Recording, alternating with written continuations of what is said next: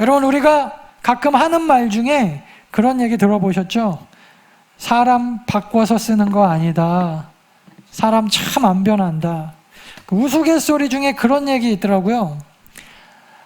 남자는 여자가 변하지 않을 줄 알고 결혼하고, 우리 여자분들은, 남자들이 지금은 별 볼 일 없지만 내가 결혼해서 이 남자 아주 근사한 남자 만들어야지, 그래서 자기가 바꿀 수 있을 줄 알고 결혼하는데, 근데 여자는 결혼하면 다 변하고, 그리고 남자는 결혼하고 나면 절대 또 잘 바뀌지 않아서, 그래서 부부간에 그 어려움이 있다.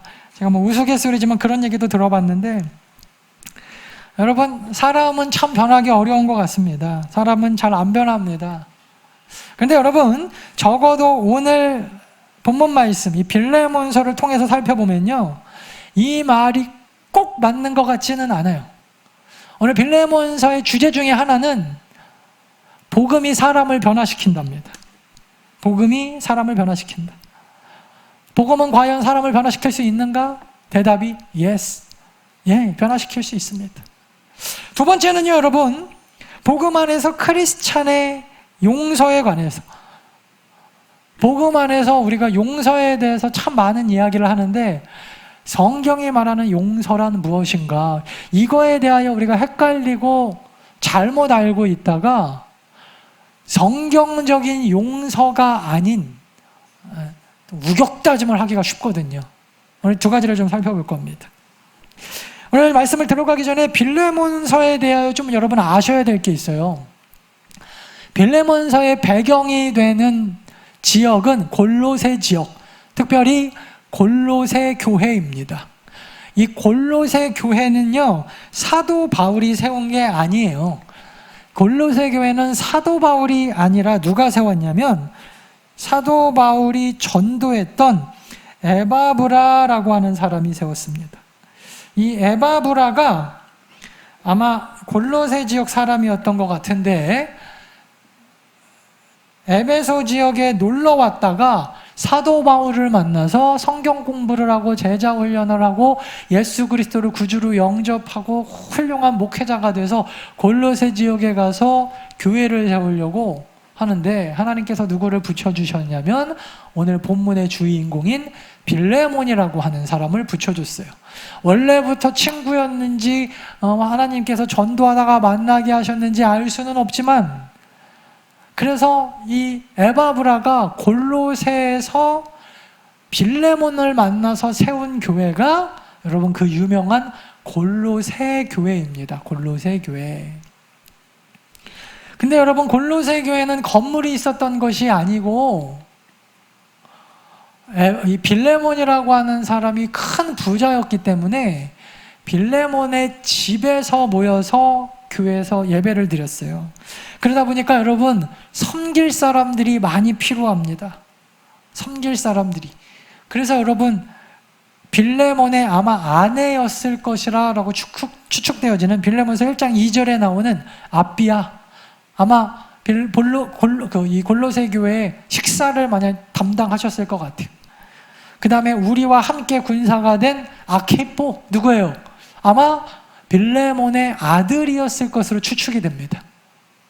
그러니까 여러분, 생각해보면은 에바브라가 골로새에 와서 빌레몬의 집에서 교회를 세웠는데, 빌레몬 본인은 아마 장로의 역할을 감당했던 것 같고, 그 장로의 부인이었던 아비야는 이 교회, 골로새 교회의 식사를 담당하면서 성도들을 섬겨줬던 것 같고, 그의 아들은 거의 전도사입니다. 같이 에바브라를 도와서 골로새 교회를 세워가는 전도사 역할을 감당하므로 집의 모든, 그 가정 모든 식구들이 이 교회의 섬김이로 섬겼어요.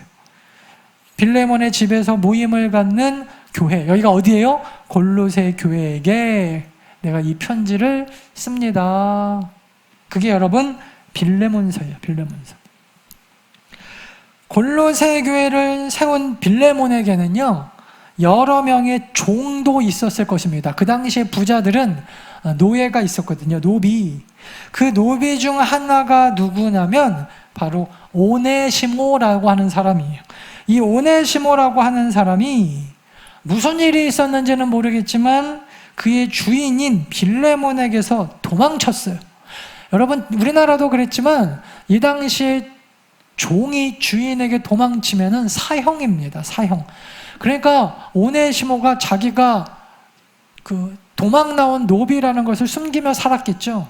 아마 그러다가 사도 바울을 만났던 것 같아요. 그러다가 예수 그리스도를 믿게 되고, 그러다가 제자 훈련을 받게 되고, 그렇게 여러분 제자 훈련을 받으면서 이 사람의 믿음이 성장해 가고 성숙해 갔던 것 같습니다. 그리고 이 사람이 변하였다. 그러니까 여러분, 적어도 오늘 이 오네시모는요, 예수님 만나서 변한 사람, 복음의 능력이 이 사람에게 임했더니 오네시모가 변하게 되었다. 그게 빌레몬서의 주제입니다. 그런데 여러분, 이 사도 바울이 생각해 보니까 이 오네시모가 빌레몬의 종인 줄 알았거든요. 그러니까 그대로 있을 수가 없는 거예요. 그래서 여러분, 이렇게 빌레몬한테 편지를 씁니다. 사랑으로서 내가 당신한테 간절하게 편지를 씁니다. 내가 지금 갇혀 있는데, 아마 감옥에 있었던 것 같아요. 내가 지금 갇혀 있는데, 갇힌 중에서 내가 오네시모라고 하는 사람을 만나서 내 아들을 삼았습니다. 그런데 알고 보니까 당신 종입디다. 내가 골로새 교회를 가본 적도 없고 내가 세운 교회도 아니지만 소문은 들어서 알고 있는데 빌레몬 당신이 얼마나 훌륭한 사람인지. 여러분, 그게 빌레몬서 1장 4절부터 쭉 읽어 내려오면요, 빌레몬이 얼마나 훌륭한 성도였는지에 대한 내용이 쫙 나와요. 그러면서 내가 당신한테 이렇게 편지를 쓰는 것은 그 오네시모가 예전에는 당신네 집을 도망쳐 나온 무익한 종이었지만 이제 이 사람이 복음으로 변했습니다. 그래서 나에게는 유익한 사람이 되었으므로 내가 다시 당신한테 그 종을 돌려보냅니다. 내가 이거를 알고 양심에 찔려가지고 더 이상 이 사람을 데리고 올 수 없고 다시 돌려보내고 당신 앞에 허락받기를 원합니다. 내게 머물러 있게 하여 내 복음을 위하여 갇힌 중에서 당신 대신 나를 섬기게 하려고 하였으나 생각해보니까 당신 승낙이 있어야겠어요. 그래서 당신 승낙을 받고 억지로가 아니라 당신이 자원함으로 이 사람을 보내주면 어떨까 생각을 합니다. 아마 그가 당신을 도망친 것이 어쩌면 하나님의 뜻이었던 것 같네요. 하나님과 당신을 이렇게, 하나님이 오네시모와 당신을 이런 관계로 만나게 하시고 나에게 유익이 되게 하시려고 그 얘기를 하면서 16절, 그런데 이후로는 오네시모를 종이 아니라 형제처럼 대해 주십시오. 거의 여러분, 이거는 그냥 무리한 부탁입니다. 무리한 부탁. 그죠? 아니, 지금 오네시모를 용서해 주는 것도 어마어마하게 큰 일인데 용서해 주는 것 이상으로 아예 형제처럼 대해 주십시오라고 이야기를 하니, 그러니까 여러분, 적어도 빌레몬서를 통해서 우리가 알 수 있는 게 뭐예요? 빌레몬이라고 하는 사람의 인격이 얼마나 정말 남다르고 그릇이 크고 훌륭한 사람이었을지를 우리가 대충 짐작으로 알게 합니다. 예수 믿는다는 이유 하나만으로 노비를 형제처럼 대할 수 있을 법한 그런 큰 도량과 아량을 가진 사람, 그게 빌레몬이었음을 사도 바울이 알고 있었다라는 거죠. 그래서 여러분, 우리가 대충 짐작해봐도 알 수 있겠지만, 자, 우리 뒤에도 한번 읽어볼까요?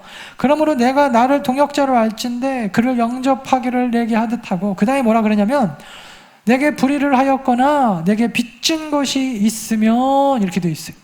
이거는 그 가정법으로 되어 있지만 실제로는 오네시모가 빌레몬의 집을 나올 때 그냥 나오지 않고 아마 큰 물질적인 손해를 끼치고 나온 것 같습니다.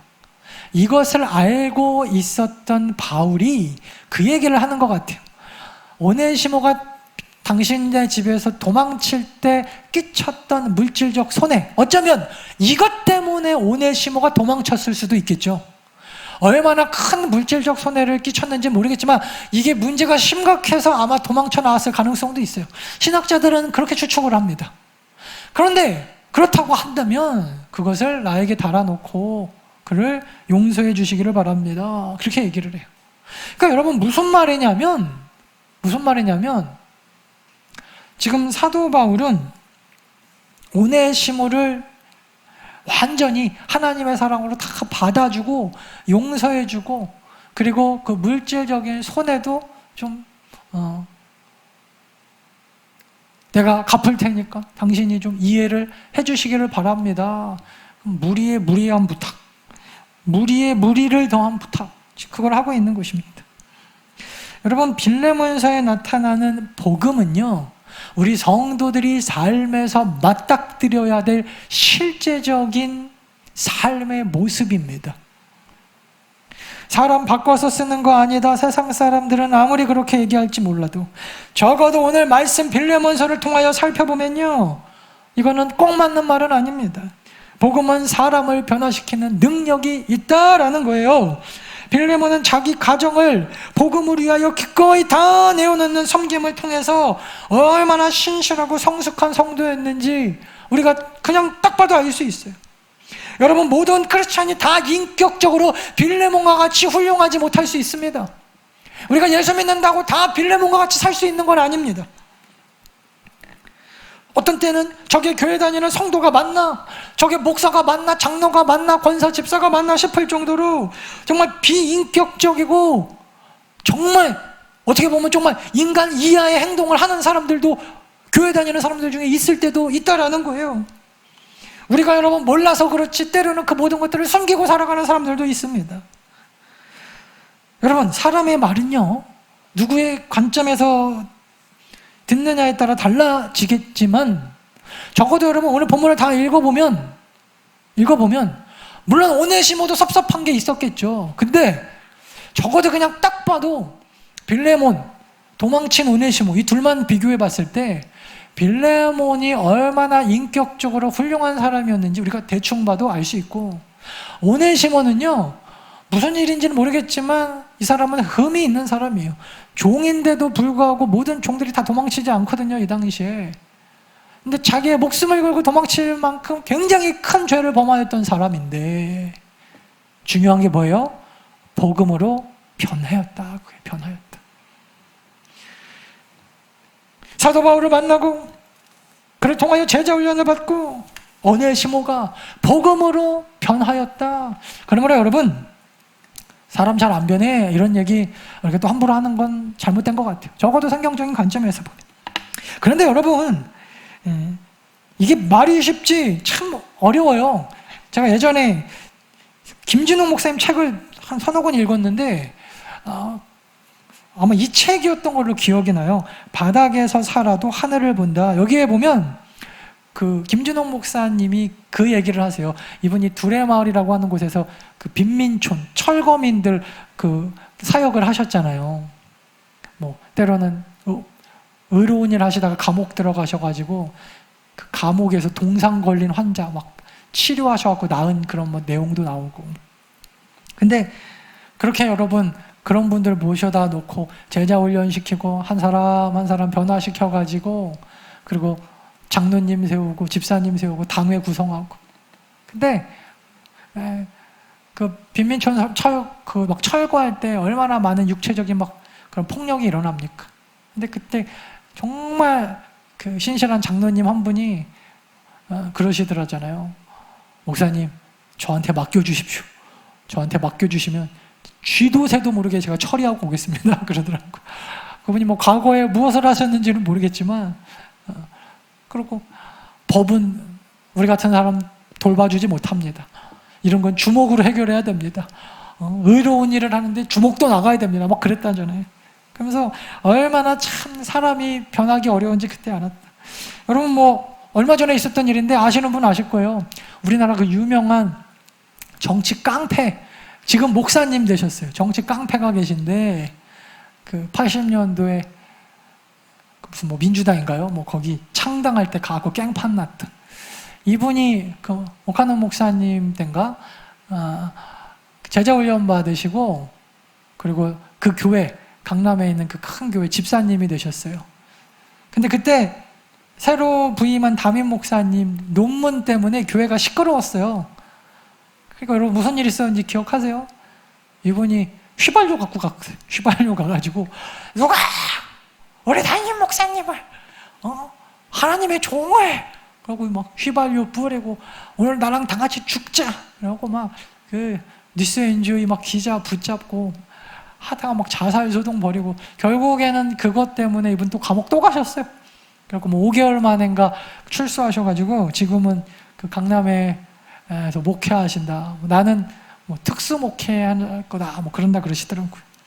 여러분 사람이요 변하는 것이 쉬운 게 아닙니다. 그게 왜 그러냐면 많은 사람들이 복음으로 누군가 변했다 그러면요 여러분들도 마찬가지 저도 그런데 제일 먼저 기대하는 게 그 사람의 어떤 성품이나 인격적인 부분이에요. 예를 들어서 부부 중에 부인이 교회 다닌다 그러면요 남편들이 제일 많이 하는 얘기가 뭐예요? 아유 저 교회 다니는 게 뭐 맨날 바가지 긁네. 교회 다니는 게 성격은 왜 저 모양이고. 여러분 아무리 잘해줘도 우리가 무슨 예수님이 아닌 이상 한계가 있거든요. 한계가. 또 오직 건드립니까? 말로 건드리고 폭력으로 건드리고 계속 그러니까 이게 인격적으로 변하는 것 같아 보이다가 도로 돌아오고 같아 보이다가 도로 돌아오고. 제가 지난주에 휴가 갔다 왔거든요. 휴가 갔다 왔는데 저희 친구 목사님 가정이랑 이렇게 갔는데 거기 애가 둘이에요. 근데 그 사모님이 우리 사모랑 친구인데 정말 그 여러분들 그냥 딱 봐도 우리 연재 사모는 좀 껄렁껄렁 하잖아요. 저 닮아서. 근데 딱 봐도 그냥 사모 같은 야, 이 사람은 사모 안 했으면 뭐 했을까 싶을 정도의 그런 그 성향이에요. 이 친구가. 근데 우리 선율이 보더니 처음 인사하자마자 제일 먼저 물어보는 게 그거예요. 선율아 너도 엄마한테 엄마는 거짓말짜리 사모야 그러니? 그러는데요. 그게 무슨 말이냐니까 그 두 아이가 엄마는 교회에서는 사모인 척하고 집에서는 마귀 할멈으로 변한다고 그러더라는 거예요. 내가 아니 사모님도 그러냐고. 사모님은 안 그러실 줄 알았는데. 우리 목사님들끼리 모임을 하면 그 목사님 아들들이 교회 가갖고 그 쉐어링을 하잖아요. 그럼 이제 중학교, 고등학교 들어가면 심각하게 그런 얘기를 한대요. 우리 부목사님 아들들인데 우리 아버지는 심각하다고 정신과 가서 치료 받아야 된다고 그러는데요. 왜 그러냐? 그러니까 교회만 오면 멀쩡한 사람이 집에만 오면은 막 소리 지르고 자기 막 회초리 들고 그래서 제정신이 아니라고 우리 아버지는 목회하기 전에 정신과 치료 받아야 돼. 막 그런다는 거예요. 요즘 애들은 그런 얘기 막 하고 다니나 봐요. 그래서 내가 야 나중에 우리 아들이 그러면 어떡하냐. 나는 사람이요 여러분 성품 성향이 인격이 변하는 거는요 이게 참 쉽지 않습니다. 예수님이 아닌 이상. 제가 지난주에 들은 설교 중에 어떤 목사님이 그런 얘기 하더라고요. 진돗개를 키워보니까 진돗개가 얼마나 똑똑한지 귀소 본능이라는 게 있다면서요. 그래서 이 진돗개가 한 번은 교회 앞에다 걸어놨더니 진돗개 볼 줄 아는 사람, 개 볼 줄 아는 사람은 얼굴만 보면은 얼굴 보고 데려간대요. 너무 똑똑하니까. 근데 이 개가 진짜 똑똑한 순종에다가 진돗개 경연대회에서 우승한 애 1대 손이래요. 진돗개 경연대회 우승한 애 1대 손. 그러니까 어마어마하게 비싸다 그러더라고요. 근데 그 개장수가 데려갔는데 일주일 만인가 돌아왔는데 발톱이 다 빠져 있더래요. 그러니까 얼마나 멀리 갔다 왔는지는 모르겠지만 그렇게 똑똑하대요. 그리고 뭐 사람 말 다 알아듣고. 근데 그렇게 똑똑한 개인데도 개만도 못한 인간보다도 모르는 게 있더라는 거예요. 그게 뭐냐? 그랬더니 뭐가 더 가치 있는지를 모른대요. 그래서 그게 무슨 소린가 했더니 그렇게 똑똑한데 롤렉스 시계하고 먹다만 땅에 떨어진 고기하고 놔두면 시계는 거들떠도 안 본다는 거예요.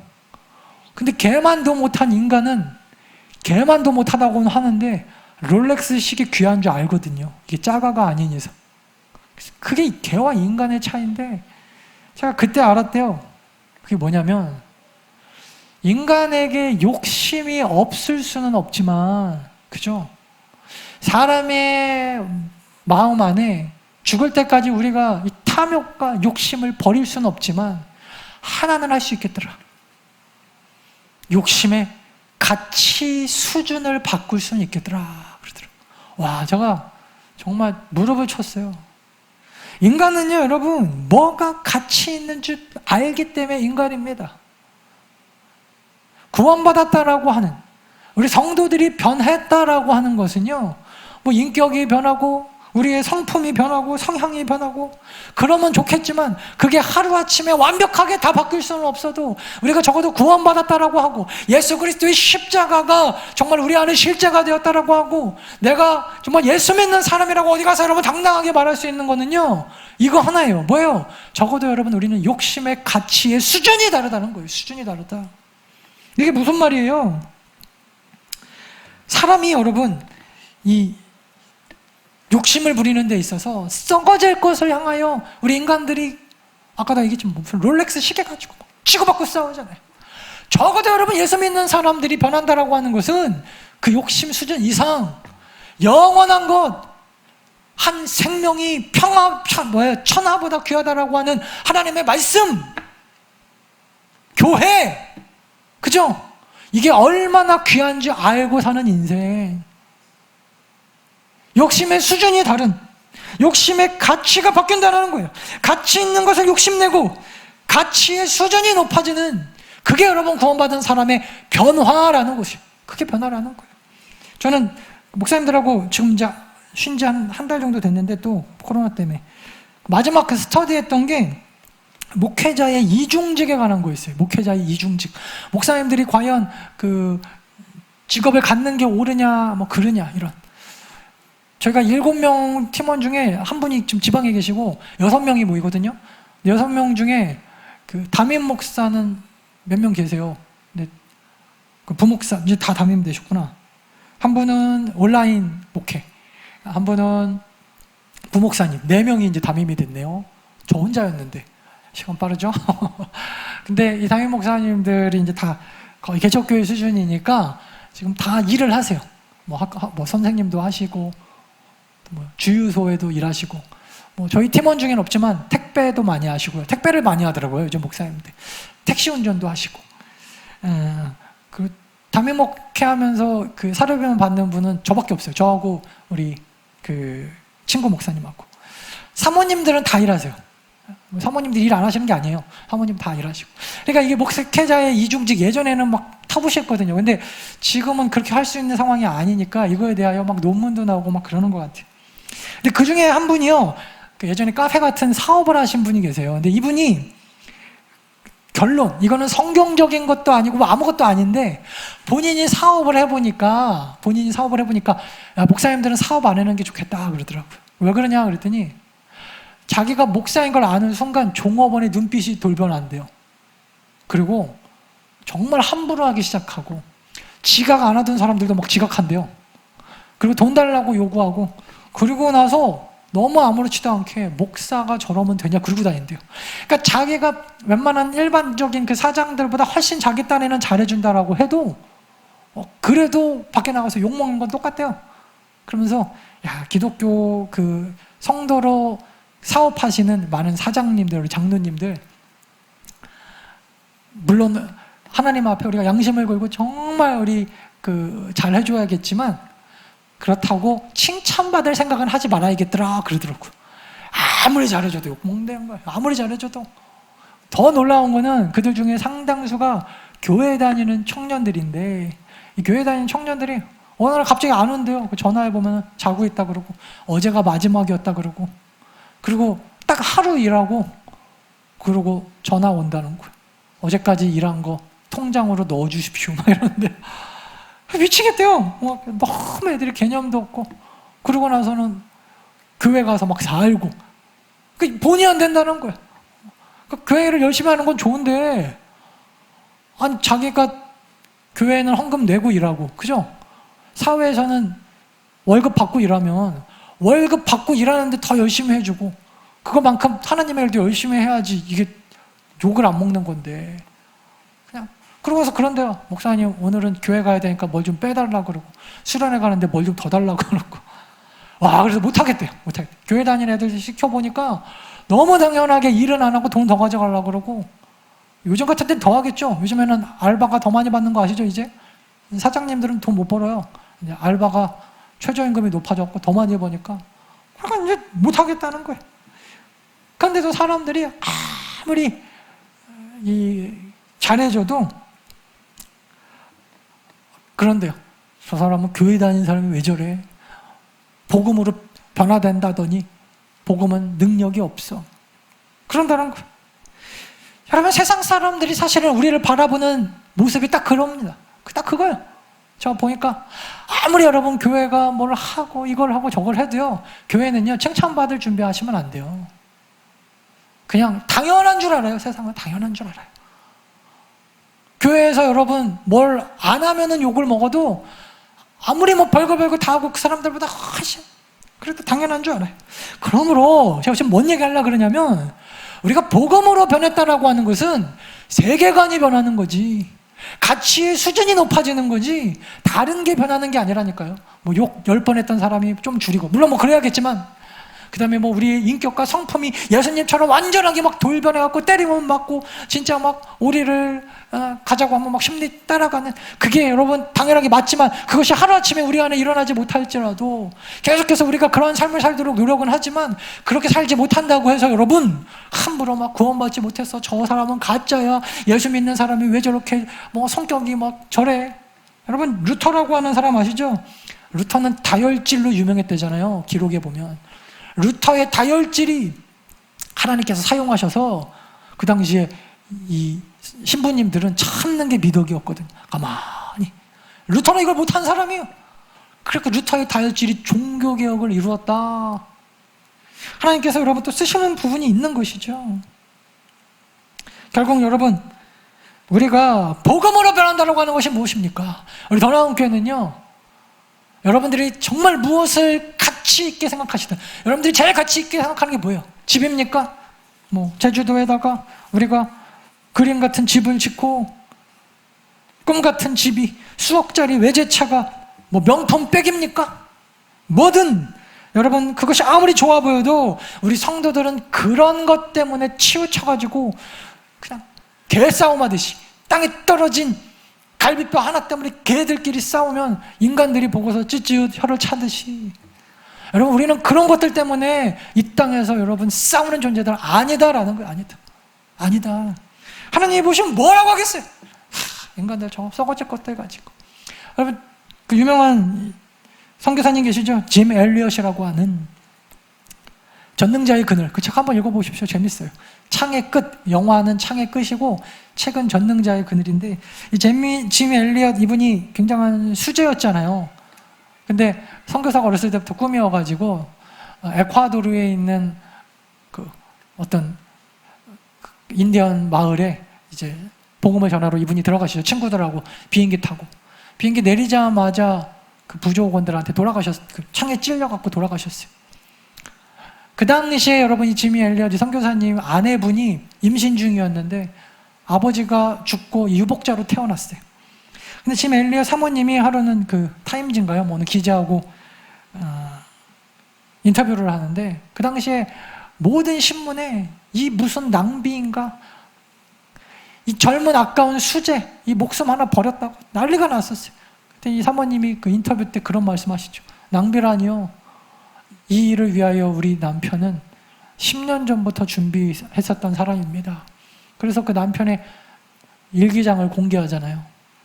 나중에 여러분, 이 사모님이 자기 남편을 이어서 간호사 교육을 받고 그 마을로 도로 들어가죠. 자기 남편을 죽인 그 마을로 들어가서. 근데 이 마을은 특징이 있대요. 남자는 죽이는데 외부인들은 다 죽이는데 여자들은 죽이면 비겁한 거라 그래갖고 여자들은 안 죽인대요. 어린아이하고. 그래서 자기 아들, 유복자로 태어난 짐 엘리엇 선교사님의 아들 데리고 그 마을에 들어가서 열심히 그 서양의 기술, 그러니까 그 발전된 기술로 이 사람들 치료합니다. 나중에 때가 되었을 때 물어봤죠. 당신들은 누군데 이렇게 와서 천사같이 우리를 도와줍니까? 그때 이 짐 엘리엇 선교사님이 커밍아웃을 하는 거예요. 당신들이 죽인 그 선교사의 아내입니다. 그러니까 이분들이 너무 충격을 받았겠죠. 그래서 결국 이 인디언들이 거기서 개종을 하고 완전히 변해요. 완전히 변해요. 그래서 나중에 그 빌리 그레이엄 목사님 그 전도 집회에 이분들이 간증하러 같이 쫓아다니셨다 그러더라고요.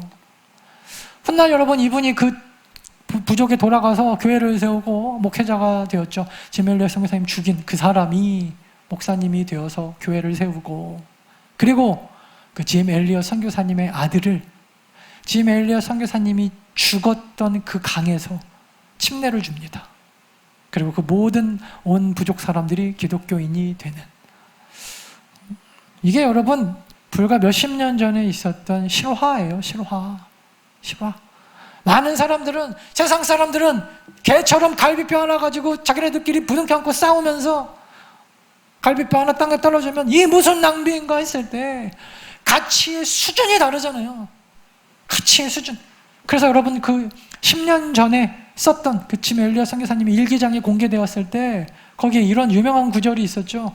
이미 19살 때, 이분이 우리나라 나이로 29, 미국 나이로 28에 돌아가셨는데 19살 때 쓴 일기장에 그렇게 써 있더라는 거예요. 여러 가지 쫙 하나님 앞에 그 서원하는 글을 하면서, 영원한 것을 위해서 영원하지 않은 것, 집이든지 롤렉스 시계든지 외제 차든지 명품 백이든지 뭐든지 영원한 것을 위하여 영원하지 아니한 것을 포기하는 삶은 바보가 아니다. 세상 사람들은 바보라고 할지라도 갈비뼈 하나 때문에 물어뜯는 개들은 롤렉스 시계의 가치를 몰라보지만, 여러분 가치의 수준을 높이는 것이 변화예요. 변화. 오늘 오네시모는 요거 알았던 것 같아요. 요거. 그가 하루아침에 도둑놈에서, 도망자에서, 도망자 노비에서 예수님과 같은 사람으로 변화되지는 못했을지라도 이제 오네시모가 자기의 인생을 어디에 걸어야 되는지는 알죠. 주일에 놀러 다니던 사람이 예배를 드리는 이유가 뭐예요? 욕심의 가치 수준이 달라졌어요. 더 이상 여러분 주일에 놀러 가는 것을 욕심내지 않습니다. 욕심이 안 생겨요. 평생 자기를 꾸미기 위해서 돈을 벌었던 사람이, 집 사고 땅 사고 나를 꾸미기 위하여 돈 벌었던 사람이 11조와 예물을 주님 앞에 아낌없이 드릴 수 있는 이유가 뭐예요? 욕심의 수준이 달라졌는데요. 가치의 수준이 달라지고, 무엇을 위하여 쓰는 것, 특별히 구령의 열정이죠. 한 영혼을 구원해내는데 이 재물과 내 시간을 쓰는 게 하나도 아깝지 않은 그런 사람들을 뭐라 그래요? 구원받은 사람. 그래서 여러분 구원받았다고 함부로 얘기하고 다니지 마십시오. 여러분들의 삶의 가치에, 여러분들의 시간과 여러분들의 물질이 어디에 쓰여 있는지를 보면요, 알아요. 내가 변했구나. 그래서 누가 시키지 않아도 코로나 시대에 그러지 맙시다, 저러지 맙시다, 이러다가 교회 큰일 나는 거 아닌 거 아닙니까? 저는 백날 얘기해도 소용없다고 생각합니다. 그냥 제가 그것 때문에 욕도 많이 먹는데 좀 어떻게 보면 내버려 두죠, 우리 성도님들. 내버려 두는 게 꼭 맞는 건 아니지만, 모르겠어요. 제가 그런 성향이라서 그럴지 모르겠지만 하실 분들은 하죠. 구원받은 사람은요, 무슨 잔소리 해가지고 그다음에 점수 매기고 어느 교회 보니까 전 꼭 풀렸다고 말하진 않는데 그런 것도 필요해요. 그 장로님들 1년마다 평가서가 나와요. 그래갖고 6년 하신 다음에 재평가, 목회자도 그런 게 있는데, 목사님들은 이제 그런 걸로 받는 건 아닌 것 같고, 장로님들은 그렇고 수요 예배 몇 점, 금요 철야 몇 점, 와 진짜 치열하더라고요. 대형 교회가 다르긴 달라요. 그 다음에 대예배 몇 점. 그래갖고 성도님들이 그걸 평가를 해가지고 재신임 투표를 하더라고요. 그리고 몇 명 떨어뜨리고 또 몇 명 올려보내고 시험 들어가지고 그 안에서 다툼도 있고. 그런데도 저는 교회도 건강하게 쓰는 거 보면 참 그것도 대단한데, 그것도 좋지만 전 나쁘다고 생각 안 해요. 인간이 연약하니까 그것도 좋지만, 오늘 구원받았으면 오늘 사도 바울이 이야기하잖아요. 자원함으로, 그죠? 내가 승낙 없이는 내가 아무것도 하기를 원하지 아니하느니 이는 너의 선한 일이 억제같이 되지 아니하고 자유로 되게 하려. 전 이게 복음이라고 생각합니다. 오늘 여러분들의 삶을 변화시키기 위하여 해야 될 게 뭐예요? 욕심의 가치 수준을 좀 확 올리십시오. 한 영혼을 구원하기 위하여 여러분들의 시간과 물질을 좀 사용하십시오. 영원한 것을 위하여 영원하지 않은 것은 좀 포기하십시오. 이어서 여러분 두 번째, 좀 시간이 갔는데 두 번째 여러분 연결되어지는 건데, 빌레몬서의 또 다른 주제가 뭐냐면요, 이 용서에 관한 거예요. 사도는요, 오네시모가 빌레몬에게 끼친 손해를 18절에서 언급하고 있습니다. 그러면서 뭐라고 얘기하냐면, 오네시모가 떠나오면서 너한테 적지 않은 피해 끼친 거 내가 알고 있는데, 지금 그 얘기예요. 알고 있는 게 있는데 그 빚진 것 내 앞으로 계산하라. 내 앞으로. 여기서 여러분 계산하라, 이 아포티노가요 보니까 이렇게 돼 있어요. 오늘 신약성경 여기만 딱 사용된 헬라어인데 완벽한 배상. 그래서 이 빌레몬서는 두 가지 의미가 있대요. 하나는 편지면서, 하나는 이거는 약간 그 어음 같은, 약속 어음 같은. 그래서 이거를 내가 이게 너한테 담보가 될 거다, 이거 언제든지 나한테 그때 나한테 다 갚는다고 하지 않았습니까? 라고 보여주면 내가 그때 딴 말 하지 못하도록 이 편지 내가 자필로 써서 사인해서 너한테 보낼 테니까 나한테 내가 돌아가면 언제든지 내가 너한테 배상할 수 있도록 네 갖고 있어. 이거예요. 계약서예요. 계약서. 한마디로 빌레몬서는. 여러분, 바울은요 빌레몬을 협박하고 있는 게 아닙니다. 용서는 협박으로 해서는 안 돼요. 여러분, 이게 제일 중요해요. 절대 여러분 세상 사람들이 우리 교회에 하는 것처럼 여러분들도 똑같이 밖에 나가서 제발 용서를 협박으로 하지 마십시오. 그래서 교회 다니는 사람이 뭐 용서를 안 한다는 둥, 교회 다니는 사람이 저러면 안 된다는 둥, 예수님의 마음이 없다는 둥. 오늘 사도 바울이 뭐라 그래요? 네가 제발 빌레몬아 네가 오네시모를 용서해 주기를 바랐는데 내가 대신 그 빚을 갚아주겠다. 그러니까 여러분 이렇게 가는 게 맞죠? 여러분들이 누군가에게 용서를 정말 원한다면요, 대신 갚아주면서 얘기하세요. 뭔 말인지 아시겠죠? 갚아주지도 않으면서 말로만 뭐 누가 누구를 용서 안 했다, 저 사람 저러면 안 된다, 교회가 뭐 어쩐다, 뭐 싸움이 일어난다. 그게 보기 싫으면 누가 갚아주는 거예요? 여러분들이 갚아주는 거예요. 이게 이 시대 우리 교회가 할 일이에요. 용서는 이렇게 하는 것입니다. 하나님께서 여러분 우리 죄를 용서하실 때 내가 용서하노라 그러고 끝나지 않았어요. 자기 하나밖에 없는 아들, 가장 귀한 것, 이게 돈으로도 바꿀 수 없는 그 생명 우리에게 주시면서, 그러면서 여러분 십자가에서 하신 게 뭐예요? 용서잖아요. 용서. 용서가 무엇입니까? 용서는 복음을 크리스찬의 삶으로 보여주는 너무나 고귀한 행위입니다. 여러분, 용서 없이 우리가 복음을 말할 수 없는데, 그러므로 용서는요 한마디로 그냥 누군가를 용서하는 게 아니라, 정확하게 얘기하면 물질적 손해, 내 소유에 대한 손해, 손익을 계산하지 않는 손해, 여기까지 가지 않고는 누구에게 절대 용서도 이야기하지 마시고, 여러분들도 누군가를 용서했다라고 함부로 얘기하지 마세요. 그래서 뭐 실컷 둘이 싸우고 나서 그래 내가 널 용서할게. 누가 누굴 용서해요? 상대방에 있는 사람은 내가 용서해도 시원찮을 판에 네가 무슨 날 용서한다 그러냐? 용서하다가 여러분 서로 싸움박질 나는 건 용서가 아니에요. 제 주변에 좀 안 좋은 일로 지금 서로 이렇게 다툼을 하고 있는 분들이 계신데, 전 둘 다 이해가 갑니다. 저한테 이쪽 사람은 이런 얘기하고 저쪽 사람은 저런 얘기하고. 근데 한 분은 남자고 한 분은 여자예요. 남녀 문제가 좀 있었던 것 같아요. 근데 이분이, 그 남자분이 먼저 잘못을 했으니까 철저하게 자기는 정말 하나님 앞에 용서를 받고 정말 바닥까지 낮아졌는데, 내가 죽어야지 이 문제가 끝날 것 같다. 어떻게 해도 상대방이 날 용서를 안 해준다 그러더라고요. 그래서 제가 그랬어요. 아직 멀었다 야. 그런 마음을 갖고 있으면서 무슨 용서를 바라냐. 그러니까 자기가 용서를 빌면 상대방이 받아줘야 된다고 생각한 용서 아니죠. 정말 뭐 죽으라는 건 아니지만, 그러니까 아무리 자기가 용서를 해도 용서를 안 받아준대요. 그래갖고 자기도 이제는 반격하려고 한다 그러더라고요. 여러분, 용서는요 그런 거 아니에요. 그래서 어려운 거예요. 그냥 죽기까지 낮아져도 상대방이 나를 용서하지 않아도 진정으로 내 마음속에 정말 미안한 마음이 막 샘솟듯이 올라오는 그런 마음까지, 상태까지 가고, 내가 완벽하게 다 손해를 봐도 뭐라고 할 말이 없는 거. 이분이 그랬다 그러더라고요. 나는 건드려도 좋은데 우리 집 식구는 제발 건들지 마 그랬대요. 그래갖고 발끈한 것 같아요.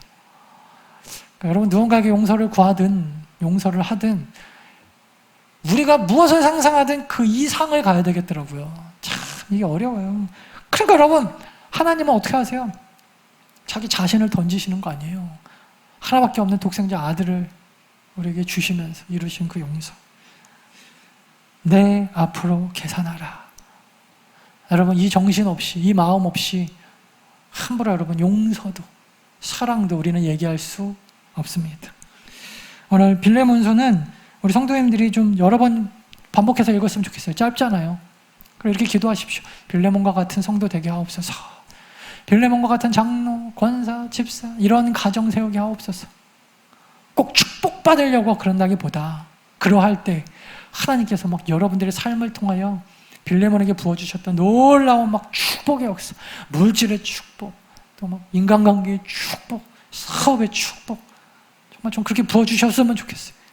우리 전하원교회가 그런 골로새 교회 빌레몬의 가정과 같은 가치의 수준이 높아지고 욕심의 수준이 높아지고 그것을 가지고 많은 사람들의 영혼을 살려가고 또 예수 그리스도의 용서를 행하는 더 나은 성도들 다 되어주시기를 간절히 축원합니다.